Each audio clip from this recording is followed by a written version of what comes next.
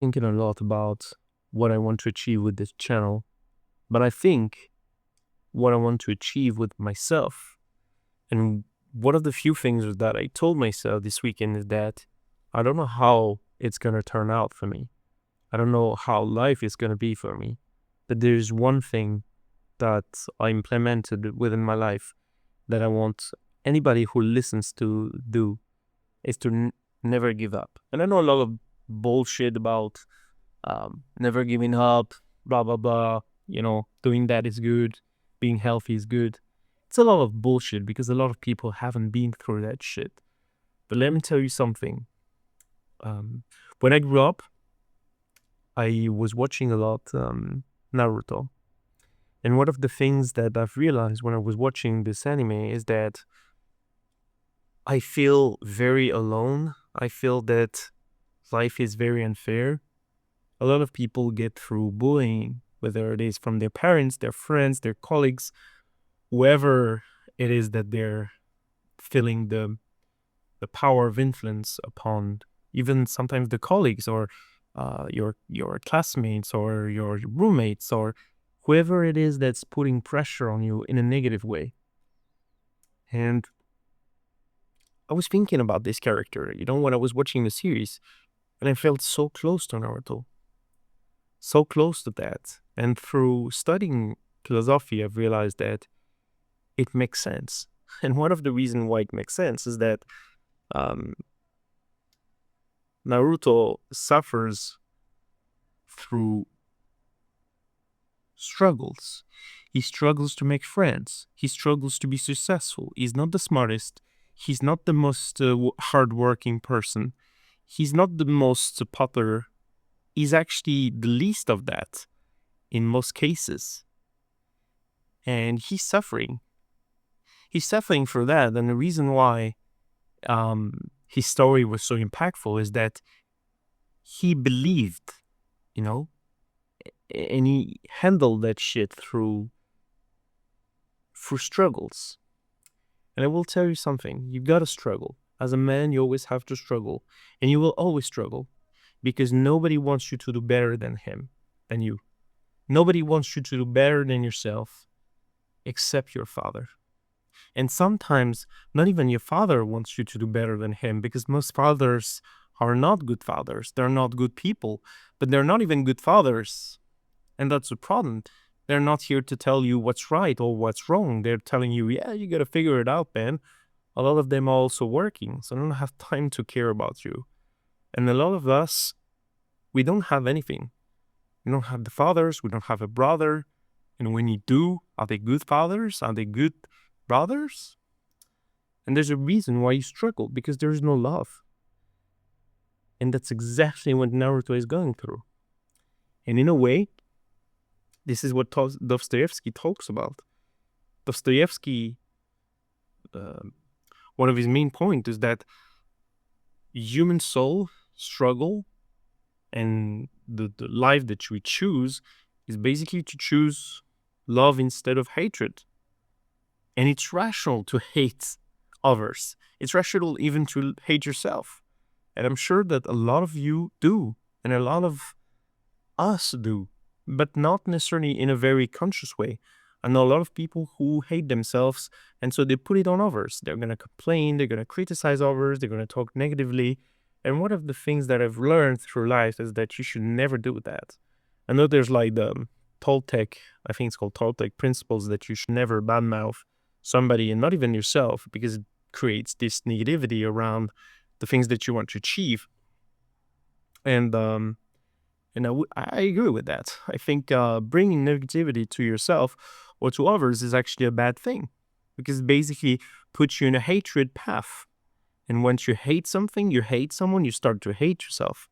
And it's not the opposite of love. A lot of people mistake that. I think between love and hate is a thin path. And I think the opposite of love is actually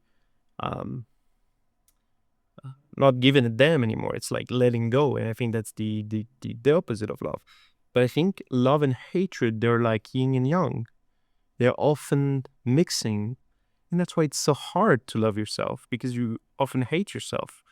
Dostoevsky believed that the world would be saved by beauty.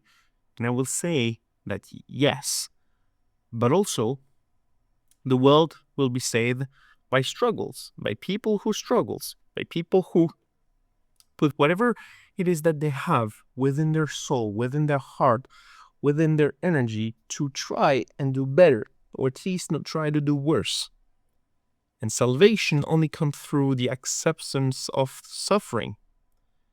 And this is exactly what Naruto is going through. And actually, it's very interesting to see how it's so related, because one of the enemies, for those who don't know Naruto, especially when he gets older in Naruto Shippuden, is Nagato.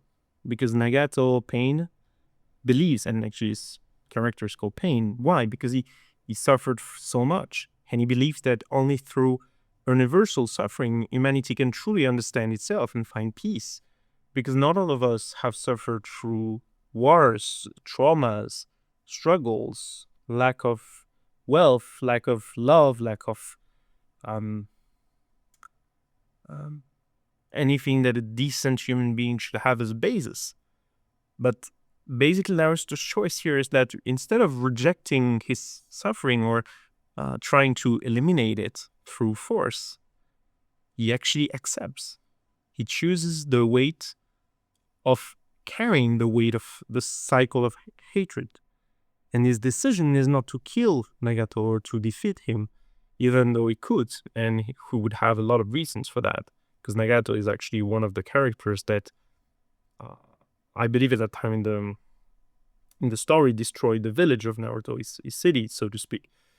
He killed his friends, and he killed most of the people that he knows and stood for, even though they were behaving like pieces of shit to him. They treated him badly, they treated him as an outsider, and they treated him worse than an enemy even, because they didn't even let him understand their pain or their hatred for him. They actually just put him aside. And the decision of Naruto is actually to forgive the village. And when it comes to Naruto Shippuden, when he gets older, he's forgiving Nagato, because he's like, I don't understand you, because I don't know what you've been through, but I can understand what you're saying. And that's one of the points that he would make later. Dostoevsky, actually, one of the things that he says in The Brother Karamazov is that humanity is too weak for freedom, and we'd be happier in a controlled, peaceful illusion. And that's kind of what Nagato / Pain is aiming for. He's aiming for the plan of one of the other villain, who is to create like a great slip, a great dream where everybody would be saved of free will, of violence, and of suffering, because they would have no options. They would be in sort of a dream, eternal dream, where they would be fulfilled, happy, and basically only experiencing their ideal life. But life is a dream, and that's why it's fake.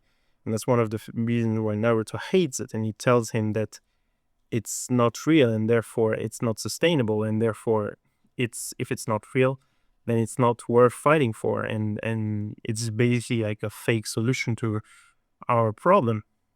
And one of the things that Dostoevsky says is that the perfect world doesn't exist, and we should reject it. And Naruto does the same thing, because a world without the freedom of choosing, even if the choices leads to the pain, the suffering, and our pain and suffering, it's a prison. It's not a paradise. It's not a place that you want to live in. It's basically both argue that it's better to live in a world where we struggle than in a golden prison. And you have a lot of characters through this in Naruto who argue that pain and suffering are inevitable. And not only they're inevitable, but they also embrace it, and they want justice for that. They want to take revenge, like Sasuke, one of his friends, whose brothers killed their whole family. And he wants that revenge, and Pain and Nagato, they want that revenge as well, because they feel like This is the only way they will feel fulfilled and accomplished. It's through making others understanding the pain that they're going through. He added this famous quote that is being unhappy and knowing the worst is better than living in a happy fool's paradise. And to him, a lie, no matter how sweet, strips a person of our humanity and dignity, and it reduces us to a fool. We live in a fragile bubble that will burst, inevitably, actually. And that awareness, even if it leads to sorrow, it provides a stable foundation for genuine healing and growth. And if you look around you, that, for example, let's say your friend is asking you, do you really think I messed up here? Do you really think that I shouldn't have said what I said? Well, you could have said, yeah, well, man, like, here's what you did wrong, in my opinion. This is maybe how you should have said it, or maybe this is how you could have done it. Well, people say, no, I think it's okay. You're doing fine, buddy. You're fine. And a lot of us, 99% of us, we're saying that to ourselves. Or actually, we're focusing on known problems to avoid the real problems. Look at the mirror. Look in the mirror right now and tell me what the fuck is wrong with you. Not just physically. That's not actually what I'm aiming at. It's like, what is that you should stop doing that prevents you from being the person that you want to be? Because this is today. This is not tomorrow. There's no tomorrow. You should do what you want to do today to be the person that you want to be.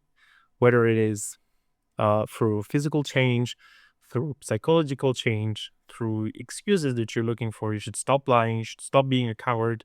You should stop being a bad person. You should stop being a good person just for the sake of people liking you.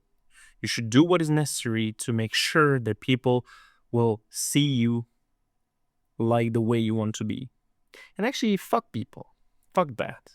Be the person that you want to be, so that people on your death's bath, you look at yourself, you look at your life, and you know you're gonna die, and you think to yourself, well, actually, I've accomplished. I've done what I wanted to do, and now I don't feel like I'm going to panic. Nietzsche actually added something similar. He said that achieving something should be achieved without lies, and that suffering is not something that you should avoid, especially not with lies. And he said it's a necessary discipline for greatness, and he believed that people aren't seeking truth, they are searching for comfort in illusions, because we lack the courage to face that reality and to endure painful truths. It's a measure of a person's strength. If you're really a strong person, you're going to handle the truth. You're not going to look for excuses. You're not going to attack ad hominem the person in front of you who's saying that to you. You're going to look at yourself and you're going to figure it out, and you're going to deal with that shit. And actually, Plato said that thousands of years before. He said that suffering is the price of wisdom. Enlightenment is not a gift. It's forged through the pain of experience. It's exactly what Naruto is going through. He knows that there's no answer to peace, to wars, to making the world a better place. That's what he says. And actually, that's what he admits. When Pain, and the villain, and Nagato ask him this question, he says, how are you going to end up the war? How are you going to handle that? And Naruto replies, I don't know. He doesn't have to know. He's not lying there. He's not saying, yeah, I'm going to do that. I'm going to beat the shit out of you. I'm going to beat the shit out of the other villain, and I'm going to make the world a better place. He says, no, I don't know. And hell yeah, he doesn't know. Hell yeah, I don't know even. Like, suffering will be inevitable. Wars are inevitable. The people would tell you, oh, wars today, this is because of Russia, this is because of USA, this is because of China. If it wasn't for them, somebody other will take the place. It's inevitable that wars will happen. And it's not because, of course we could do better. There are definitely some better ways to balance the actual balance of the world and to achieve world peace. But it's basically impossible, because you're looking at life through an illusion of the comfort of, yeah, I don't want problems, I don't want wars, yeah, it's gonna happen. Maybe not now, maybe not in 20 years, maybe not in 50, but it's gonna happen one day. That's for sure. there's like a certain certainty that is going to happen. And it's actually what Naruto is going through, because even though he defeats an enemy, there's no way someone bigger that comes. And this is the biggest problem with this series, is that it's a great series because you see a lot of character development and you see a lot of good philosophy implemented within each character. But you achieve so much that at some point you cannot go further because your character has known every single struggle possible. He lost friends, he lost his parents, he was alone, he suffered, he had to struggle, he had to wait, he had to train, and he had to endure that pain. Unfortunately, there's no escape. There is no escape. But the truth will set you free. But first, it will make you miserable. And it's better to face the truth than to live on a bunch of lies. Because lies, they provide some peace, but some false peace. Because your happiness is built on a lie. It's always at risk of collapsing. Because suffering in truth is at least, you know that you're suffering, but at least you know it's the truth. Oh, I'm fat. I'm too small. I'm too stupid. I'm too uneducated. I'm not working hard enough. Well, man, at least you're being honest with yourself.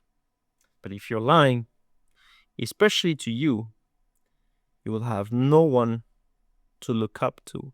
You will have no one who will pick you up, because not even yourself will be capable of saving yourself.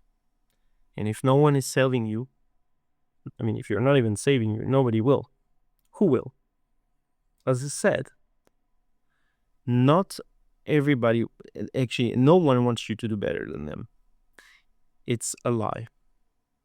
And if somebody tells you that, they're either lying or they're a really good friend, and you should value them. But look at their actions, man. Do they get frustrated when you get the promotion faster than them? Do they get frustrated when you know more than them? Do they downgrade you in front of other people? You know? And all these things, they put you on a track. And when you realize that, yeah, maybe life is about pain and nobody's going to help me. And maybe that, you know, that hatred that you have for yourself and the hatred that you have for others is understandable. And maybe it is fair, because it is fair. If no one wants you to do better than yourself, then you don't want them to do better than you, because they treated you as such. And that's exactly the point with Naruto. Naruto says, no, I'm actually fine with you killing my friends, with you being better, with you being the guy. Because if I refuse that idea, and if I struggle, and if I go fight you, one of us is going to die. And then the cycle continues. Because you will have friends, you will have followers, you will have people who standing in for you, and they will say, oh, you see what this guy did? He did that. He said that. It's never going to end. So you have to end the cycle right now. And first, you got to start with yourself, and you got to love yourself unconditionally, because no one will. No one will.